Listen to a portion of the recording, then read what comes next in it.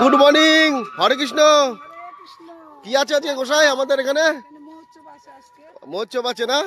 তাই সবকিছু কাটাকাটি হচ্ছে, বানানো হচ্ছে। আচ্ছা আচ্ছা আচ্ছা, তো আমি তো গোসাইদের মতো বলতে পারবো না, তো গোসাই বলে দিচ্ছে। দেখেন কত লোক, সবাই সবকিছু সবজি বানাচ্ছে এখানে, তাই তো? আর এখানে পাক হচ্ছে, তো গোসাই ভালো বলতে পারবে তাই বলে দিচ্ছে এখানে পাক হচ্ছে। দেখেন ডালে চালে খিচুড়ি হবে, আর একটা লাবড়ার সবজি হবে, টমেটোর চাটনি হবে। গোসাই বলেই দিচ্ছে সবাই চলে আসুন। কটার সময় আসবে গোসাই? 1:30-2টোর সময় আমাদের প্রসাদ বিতরণ হবে।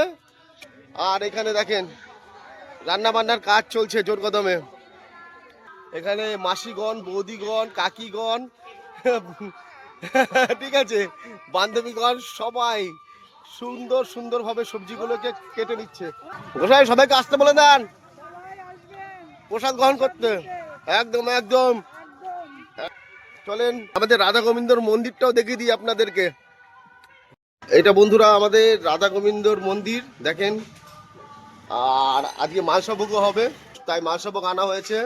আর এখানে মা সব বাসনপত্রগুলো ধুয়ে নিচ্ছে। তো বন্ধুরা সবাই চলে আসুন ভালুকা দিগিরদার পাড়ায়, মহাপ্রসাদ বিতরণ হবে।